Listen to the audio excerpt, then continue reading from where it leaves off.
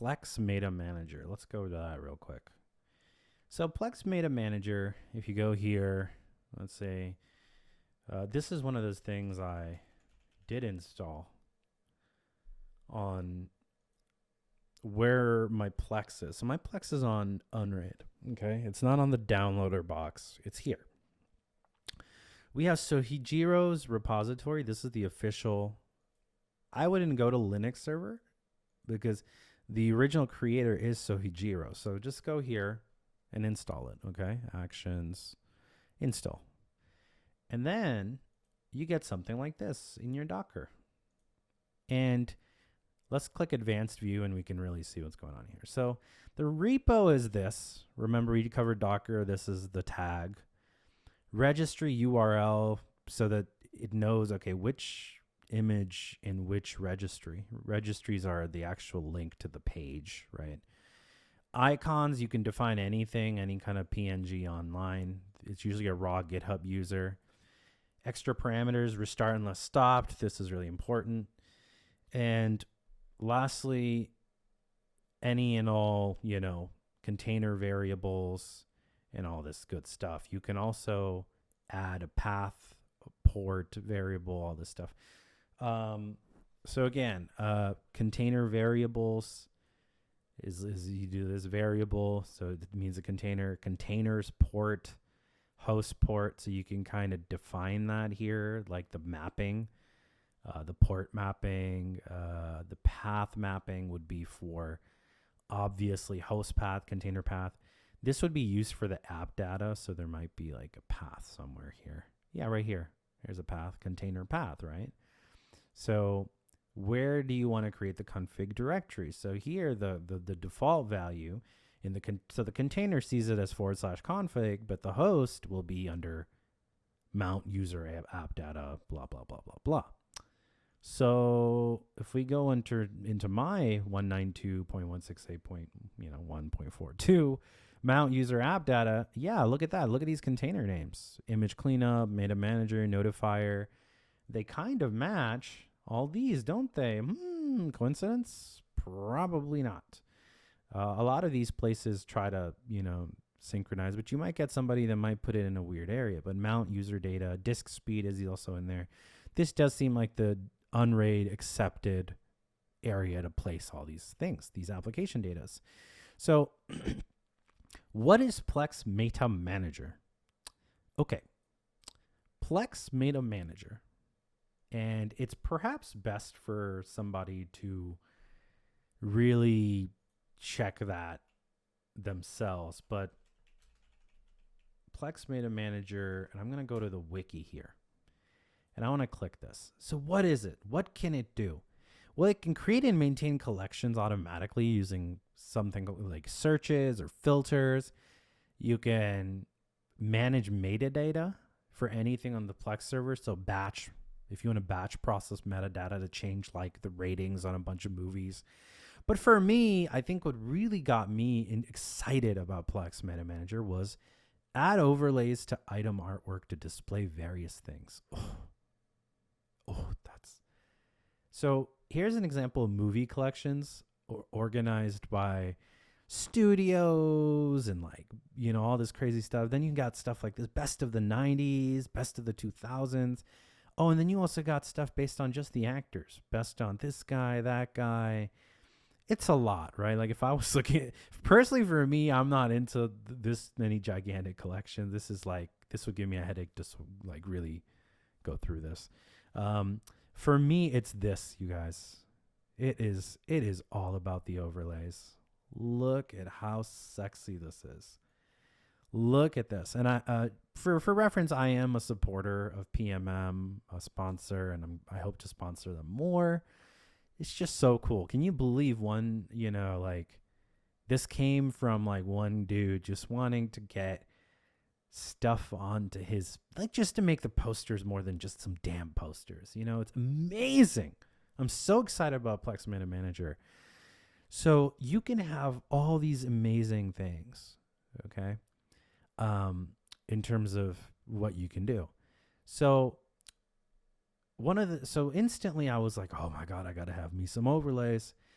And let me just tell you guys this. I spent 1 week alone, literally 1 week alone reading from right here. Essentials, working my way through all of these, except the ones I know I don't want to use.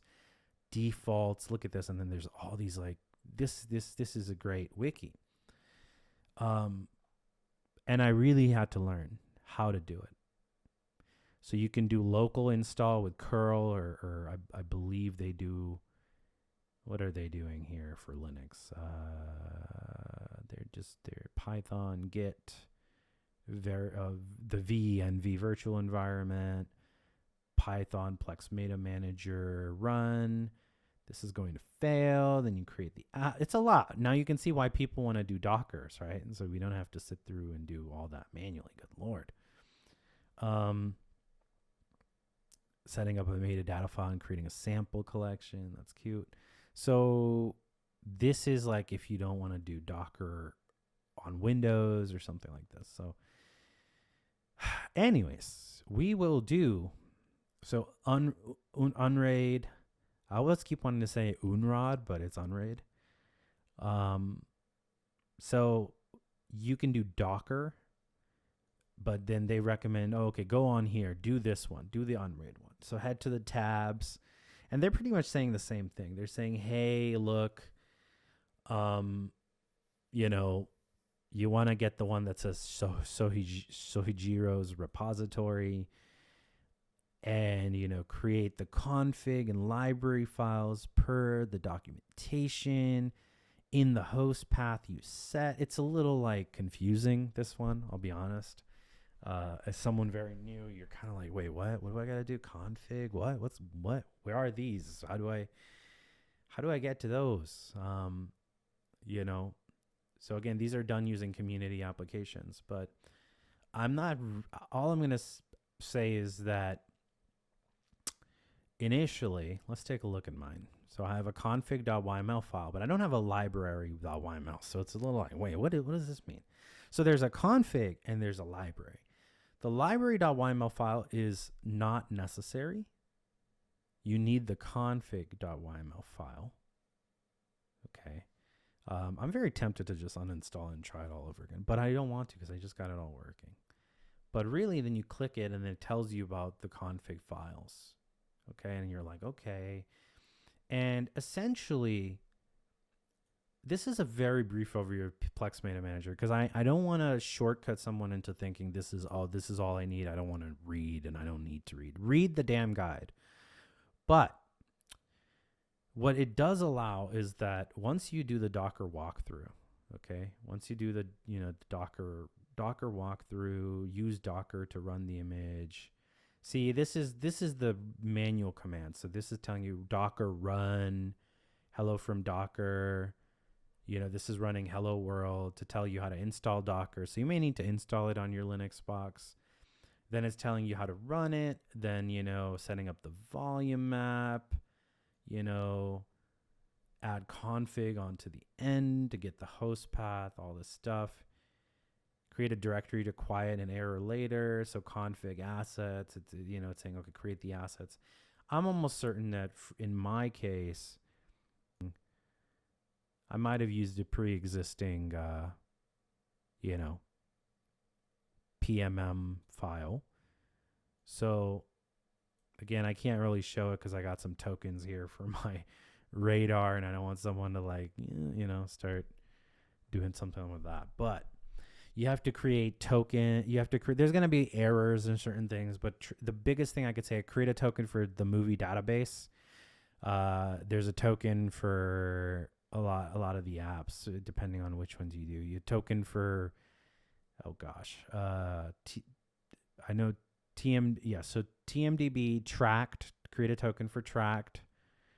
There's going to be tokens for radar, token for Plex. That's already given, but the ones you need to create is TMDB and tracked. I think those are the only ones I had to really create. But really what Plex Meta Manager is doing is that it's like a script. So the way Plex Meta Manager works is it's a script, and the script runs by default every day at, I forget when it is, but Plex Meta Manager is designed to be a background running service that wakes up and sleeps when it is scheduled to do so.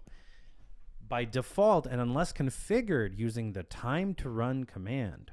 So the time to run command is this one. So again, time to run. This is if you're running it manually in the local environment or the Docker environment, if you're doing it this way. But let's say you're not doing it that way, and you're using a Docker container, right? You're not running it on the command line.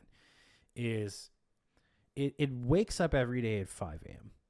Okay, and they in the scheduling guide they explain kind of what you want to do and how you want to, just make sure that Plex Meta Manager runs.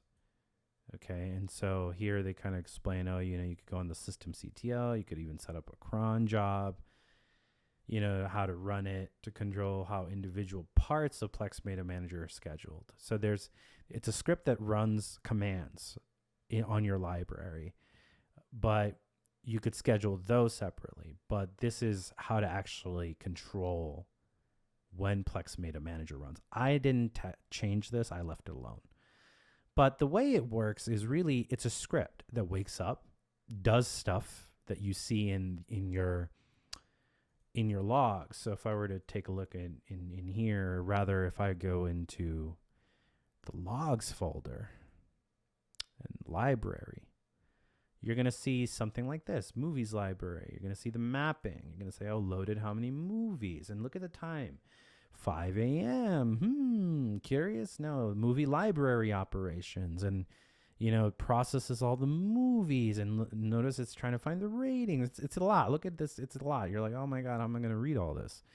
But really, it runs every day at 5 a.m. And the way it works, and I'm going to give a rough overview because I still think everyone should read the wiki. But the way that it works is that there's this config file, and in this config file, you have libraries, and then there's movies here, and this represents the name, okay? The name of your library that you're using. Movies, Stan's library, whatever. That's what will be here. You can obviously use a fake name and then define a separate name for more advanced functions, but read the wiki. I'm not here to go over advanced stuff. And really what it is it utilizes something called defaults, or, default templates, if you will. So if you look at defaults here and defaults usage guide, you'll see that in my config file, there's PMM audio codec, PMM resolution, PMM ratings, template variables. And I'm just going to give a rough overview because I want someone to really read the wiki, but just to clarify for myself, once you read the wiki, there's still confusing stuff. It's like, what the hell is a template variable? So these template variables are utilizing customizations for the PMM command, which are the default templates. So somewhere on their GitHub, they have a PMM folder with these names of templates. Resolution was an overlay, right? So I went, okay, resolution. So resolution is an overlay. They go, okay, this is how you define resolution. So now how you can get these little squares of the resolutions on them. And there's ways to customize that with template defaults. And there's examples in here that I can't really cover. But again, there's shared overlay variables and there's template variables. But really what it is these template variables, these template files are hosted somewhere, and these files are basically, they already created it for you, so you don't have to go crazy. Defaults right here, defaults, and here you go. You can already see overlays. These are all the overlay defaults. Notice they're YML files, ratings, resolution. If I open resolution, you can see this is, listen, I tried to read through this. You got to be a beautiful mind to really get to this level of understanding. I am not one of them, but this is, they set up template variables with, template keys, and basically there's template references, and then there's like keys that they reference. There's like little plugins. So this handles all that crazy stuff, but you could see the power of what it's able to do. So Plex Meta Manager runs every day at 5 a.m. and applies these templates, and it creates poster images. And those images get created. Now, every time you're kind of messing with it and it makes a change to those images, it creates another image. And that's something I didn't know. So I set something called recreate overlays to true, which means to always make a new one no matter what. Don't ever do that. Don't ever do that. Don't ever do that. Overlays, and I didn't know this, they update automatically when changes are detected. So if you change the config, it'll make an overlay. But I had like 20 overlays created, okay? Which leads us to something called Plex image cleanup. So what exactly is Plex image cleanup? Okay, well, let's put it this way. Every time an overlay is created, it is literally slapping an image into a directory called overlays. So if we look here, okay, and we look at movies.original posters or whatever, it will literally keep creating. Well, actually, it's not really in here. This is only one image. So every movie has, come on now. Every movie has a poster, right? So let's say I add a resolution, it'll make a poster. I add ratings, it'll make another poster. I remove the ratings, it'll make another poster. So these posters, they add up. And the Plex Clean Bundles tool does not account for those posters. So you can't just clean bundles and it'll go away.